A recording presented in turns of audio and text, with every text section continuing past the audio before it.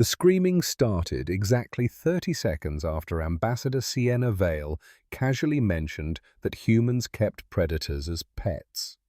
Not the startled but intrigued kind of scream. The existential meltdown in three-part harmony kind, the kind that usually involved emergency response crews, and a follow-up incident report titled something like Interspecies Cultural Miscommunication, Subtype 4B, Weaponized Innocence. Sienna, for her part, took another slow sip of her coffee. Not the synthetic sludge most stations passed off as caffeine. Real coffee. Earth-grown, shade-dried, lovingly ground by hand, brewed in a personal press she'd fought a 3-month customs battle to get clearance for. She sighed contentedly. "This is why I bring my own," she murmured, more to herself than anyone else. Across the sleek obsidian conference table, 3 very different species were experiencing simultaneous psychological breakdowns. First to short-circuit was Prism Speaker Jill of the Vitrak Continuum, a species that looked like walking stained glass sculptures with internal light shows, and whose entire culture was based on never, ever stopping narration.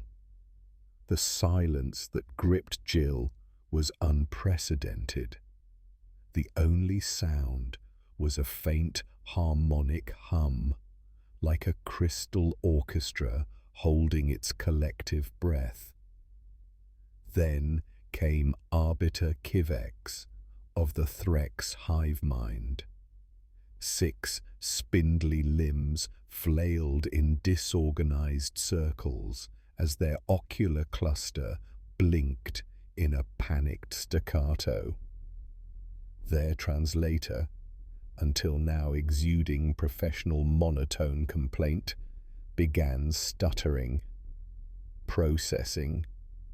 Conflict detected.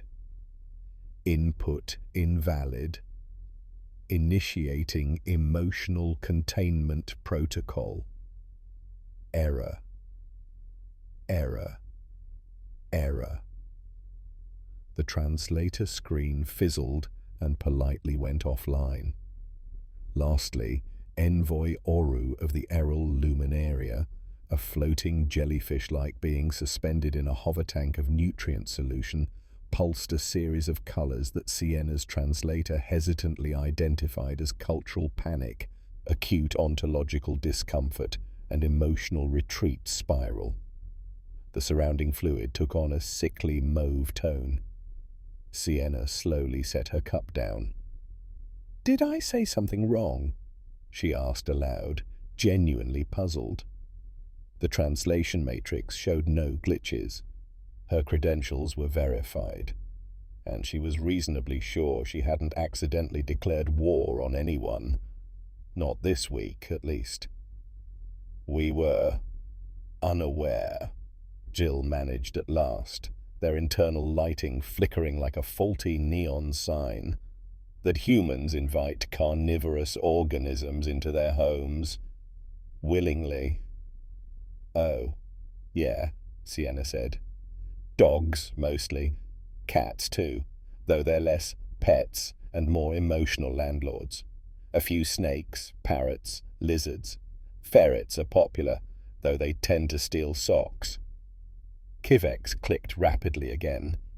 Their back limbs spasmed against the seat, knocking over a pitcher of water. The translator tried to reboot, failed, and displayed an apologetic face. Oru's color scheme darkened ominously. "You cohabitate with predators," the jellyfish pulsed. "Intentionally?" "Well, yeah. I mean, they're domesticated now. Max, my dog, has the killer instinct of a squeaky toy. He's terrified of umbrellas."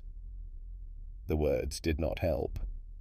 Jill was making keening noises in a register only dogs, or apparently diplomats, could hear. Kivex pulled out a portable console and began furiously typing what Sienna suspected was either a formal threat assessment or a resignation letter. "Okay, look," she said, raising both hands palm up in the universal sign of "don't panic, let me explain the weird mammal thing. I didn't bring any dogs here, and it's not like we weaponized them, not on purpose anyway." None of the delegates looked reassured. "We did wonder," Kivex finally rasped, voice routed through a backup synth vocalizer, "what kind of species creates companion creatures that retain apex hunting traits?" "Max chases his tail until he falls over," Sienna replied. "He's not exactly a threat to galactic peace." Yet, Oru pulsed ominously. The room was rapidly devolving into a diplomatic nightmare. Jill began murmuring to themselves in Vitraki tonal sequences, repeating phrases that loosely translated to it was just supposed to be a cultural exchange, and we are not prepared for this level of mammalian chaos. "Let me simplify things," Sienna offered, steepling her fingers. "You want to know Earth's apex predator?" The three turned toward her in perfect unison. "Yes," Jill said tightly. Sienna smiled. Not a friendly smile. Not a threatening one either. Just confident. The kind of smile humans wore when holding 4 aces and the other side hadn't realized they were playing poker. Us.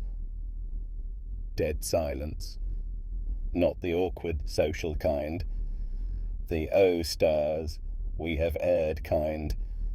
The catastrophic re-evaluation of all previous assumptions kind. "We're the apex predators," she continued. "Biologically, evolutionarily, top of the food chain. Didn't start that way, but we got creative." "You hunted everything else," Oru said slowly. "Extinct some big ones, mammoths, saber-tooths. We also turned some into pets or food, occasionally both, but not at the same time, usually."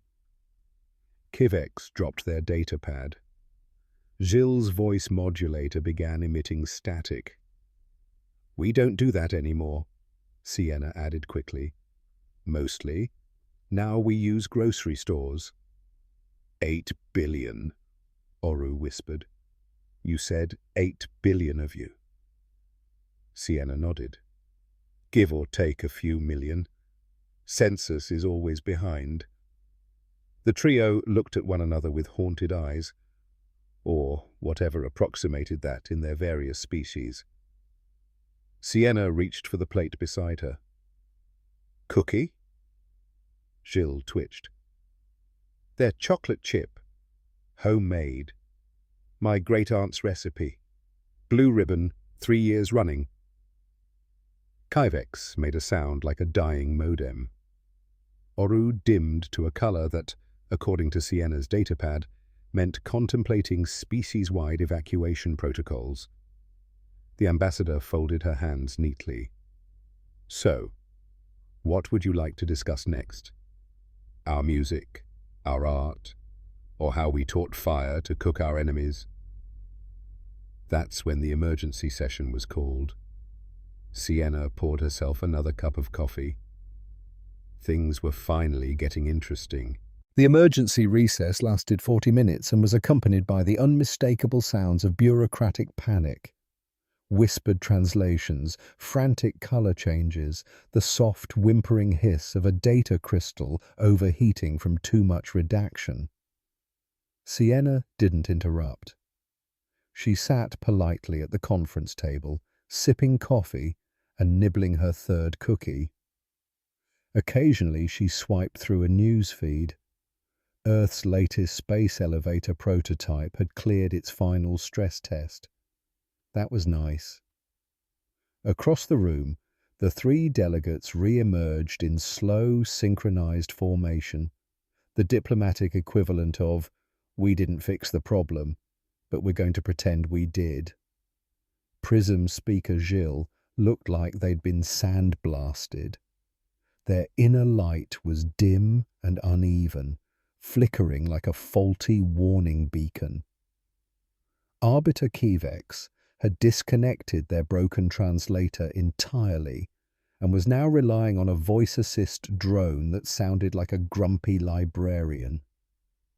Envoy Oru, still flushed a sickly blend of shame and cosmic dread, floated several centimeters higher in their tank than before, as if trying to rise above the situation via altitude alone.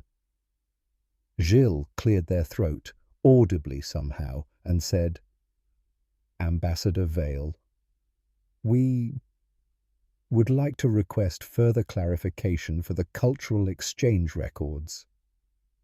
"Of course," Sienna said pleasantly. "What would you like to know?" Kivex's drone buzzed. "We request details on Earth's biosphere, specifically its dominant life forms." "Oh, that's easy," Sienna smiled again. Not the predator grin from before. This one was friendly, almost gentle. "Humans. We're the apex predator." The trio flinched as one. "You're certain?" Oru pulsed, colors trembling. "Absolutely. Top of the chain. We don't have claws or fangs or venom, but evolution gave us something even better. Stubbornness and thumbs." She picked up a cookie and used it to gesture casually. "We're persistence hunters. Our ancestors ran prey animals into the ground, literally, over days. We outlasted things bigger, stronger, and faster. And then we cooked them, or wore them." Gilles made a sound like someone polishing glass with a cheese grater. You turned fire into a weapon?" Kivex rasped. "A tool, actually.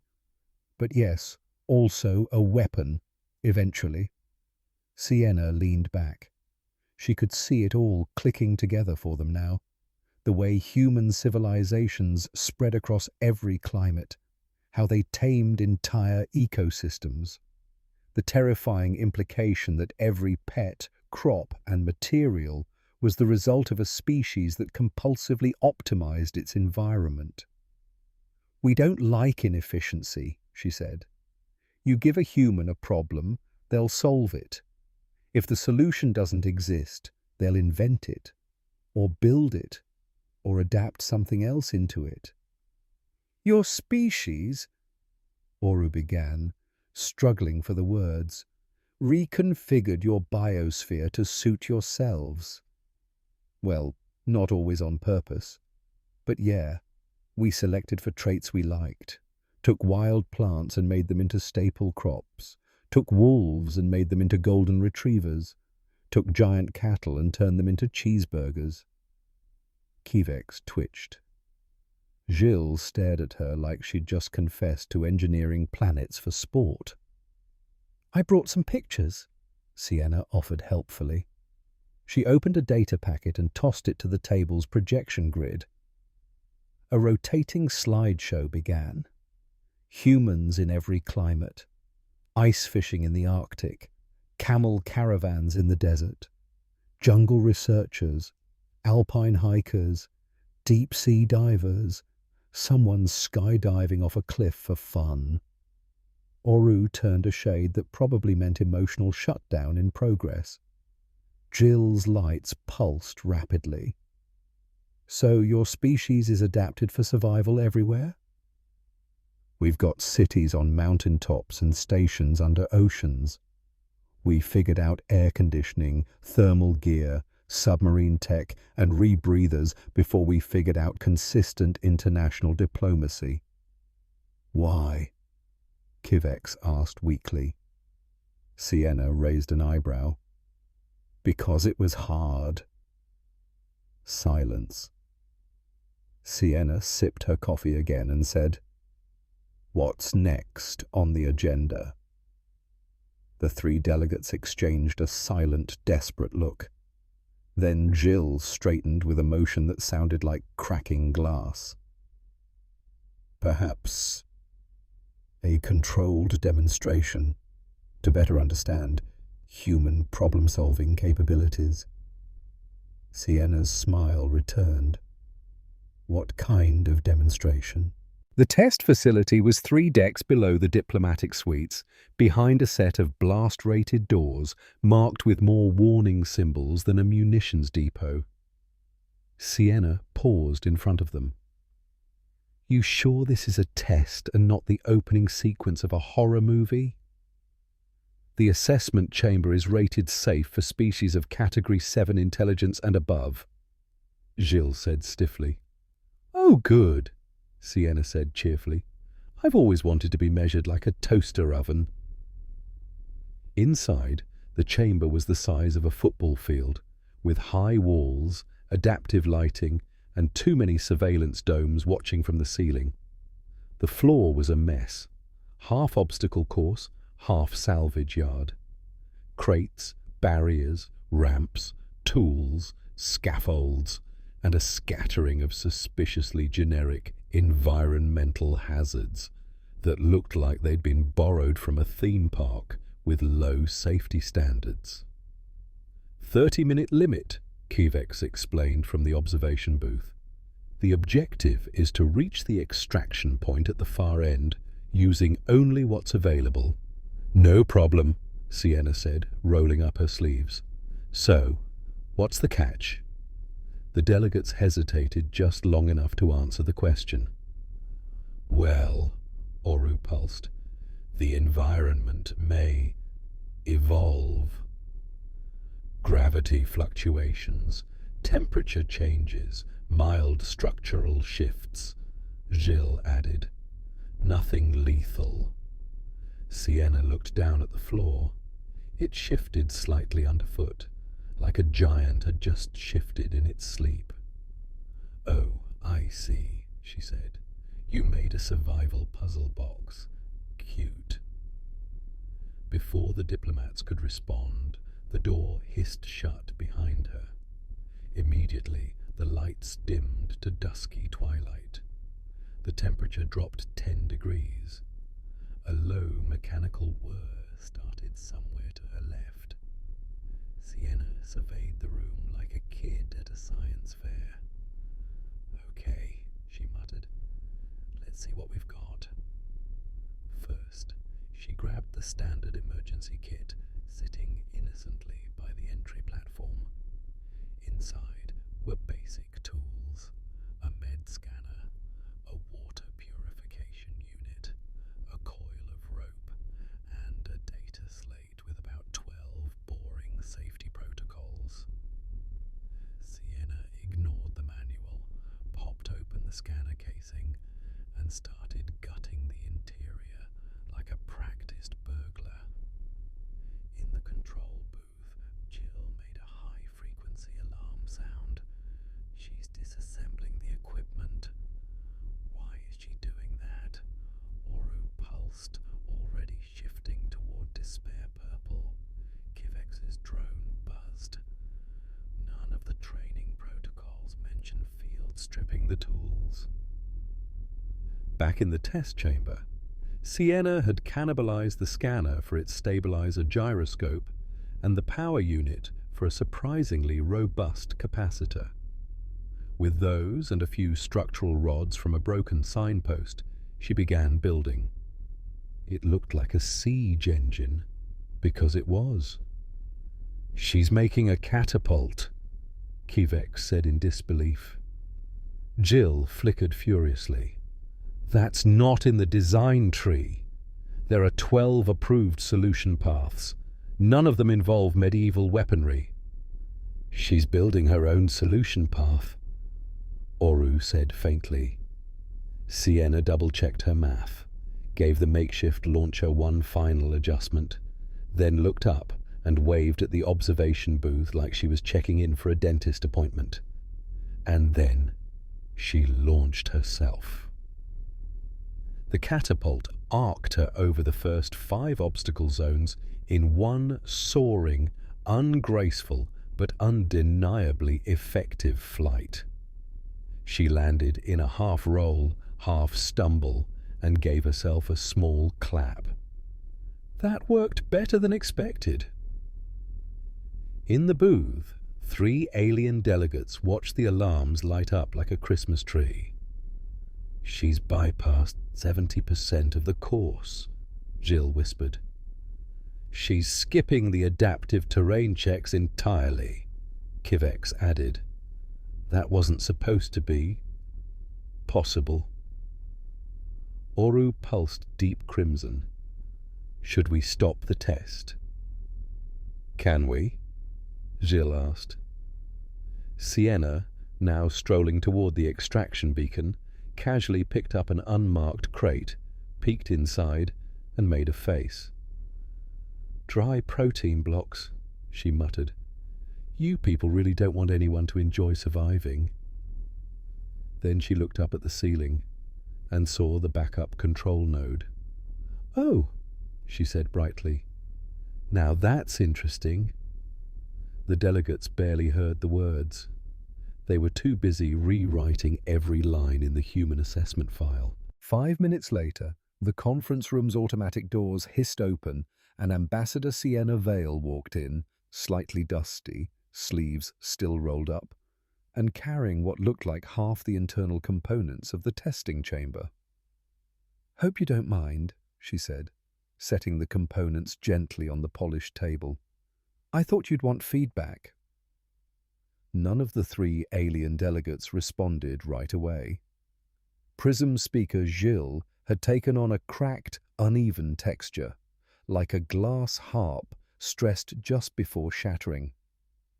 Arbiter Kivex's new translator drone whined softly in the background, occasionally muttering unauthorized application of leverage.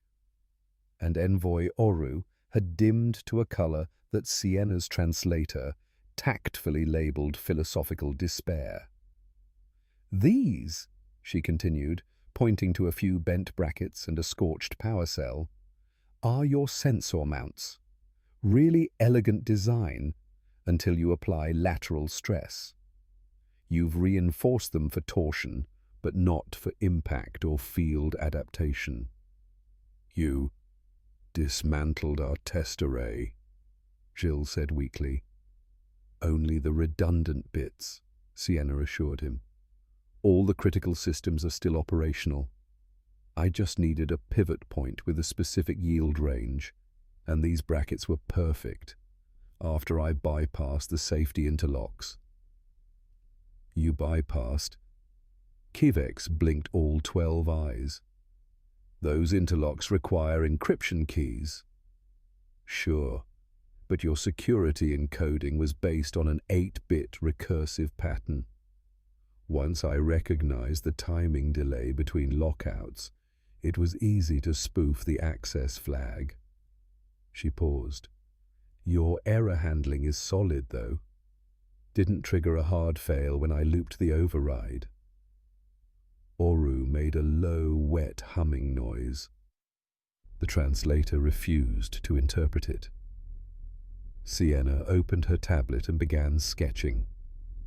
"Here, look. This stabilizer. Great for gyroscopic calibration, but it's also a perfect fit for a rapid pivot fulcrum.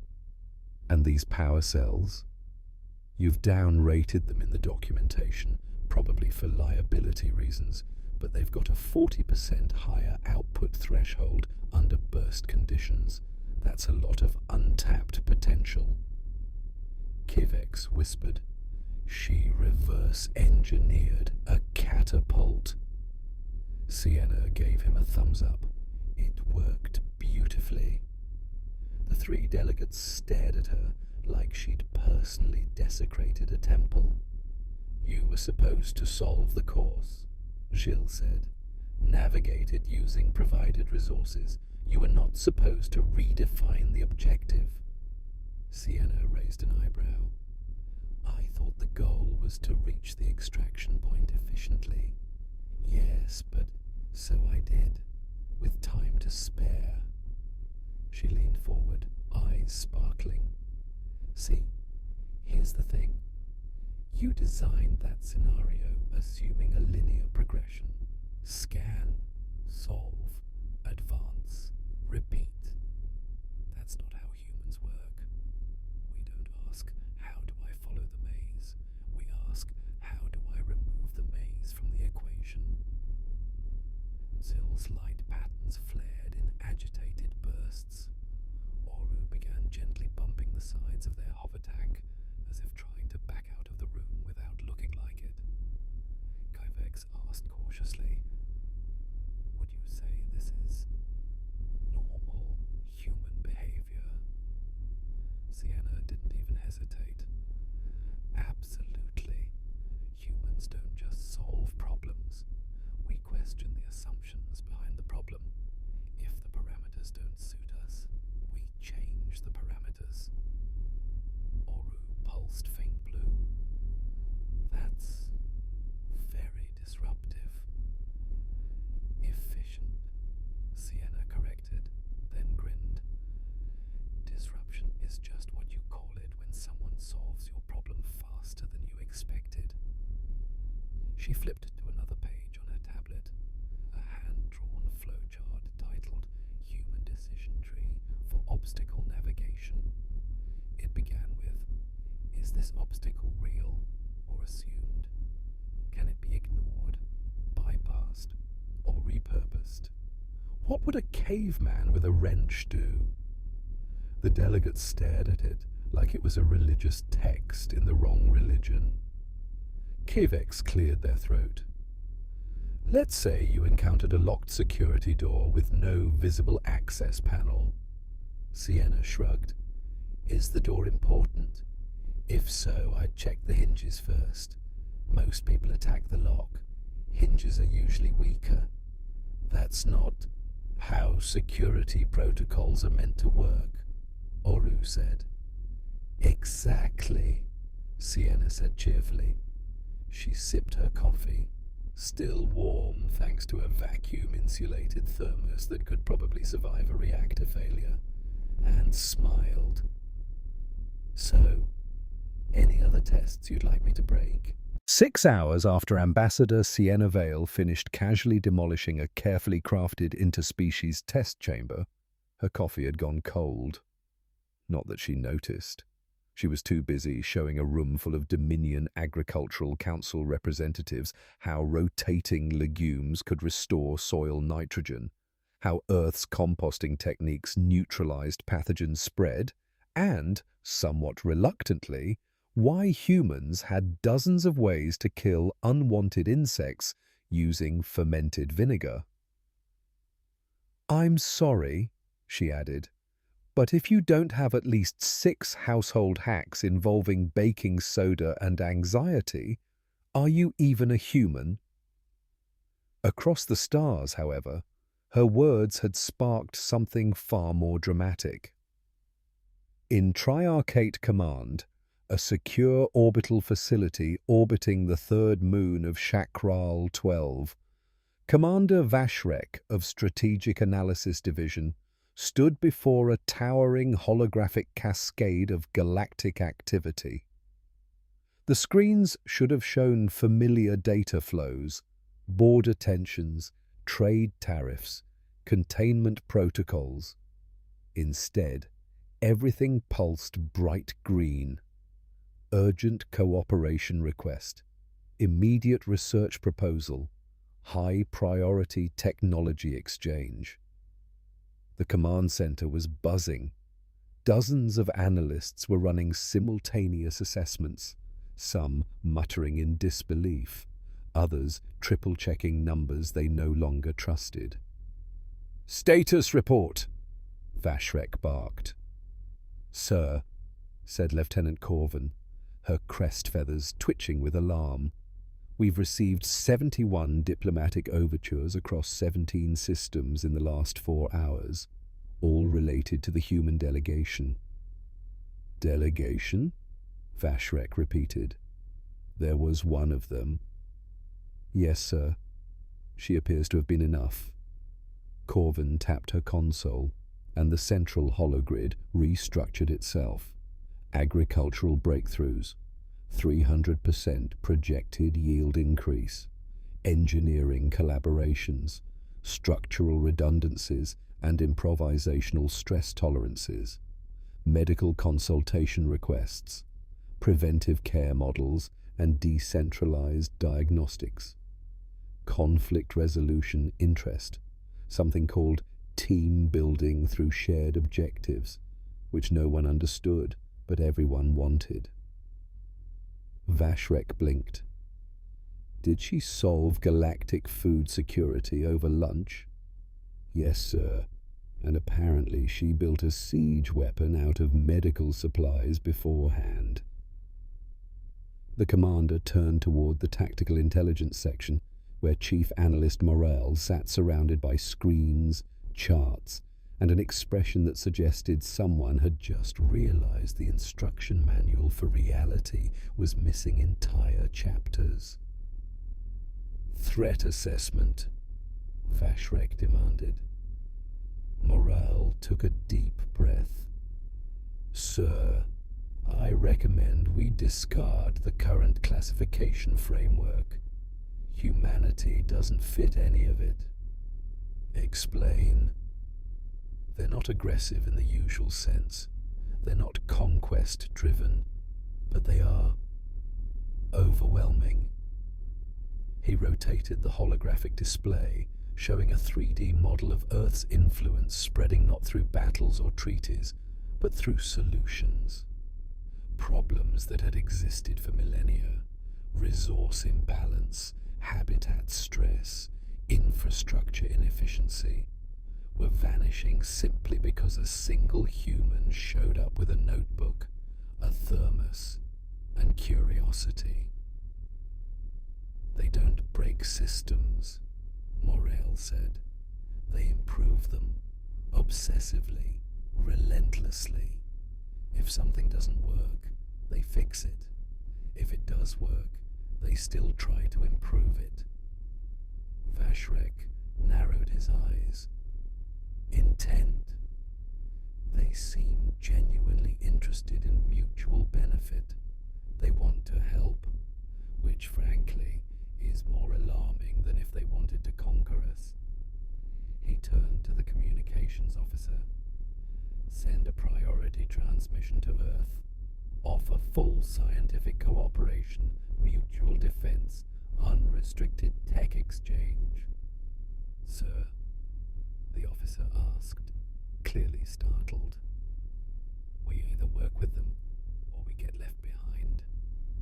3 systems away, Sienna stood in front of a window in the Dominion Council's botanical wing, watching their artificial sunlight cycle dim to twilight.